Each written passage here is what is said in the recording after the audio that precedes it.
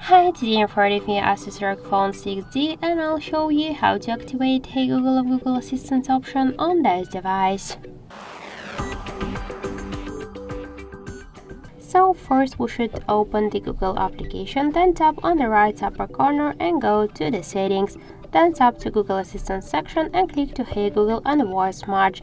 So then you'll see here Hey Google switcher here. Tap once on the switcher and then click to more. Yes, I agree once again, continue.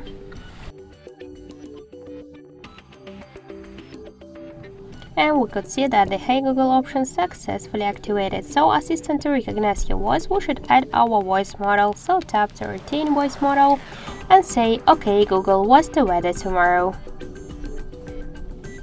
Okay Google reminds me to water my plants every Monday.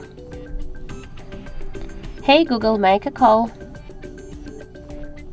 Hey Google, set a timer for 5 minutes. Then just tap to finish. And now when we'll say OK Google or Hey Google, we could see that this option successfully activated. Thank you for watching, and if you find this video helpful, leave like, comment and subscribe our channel.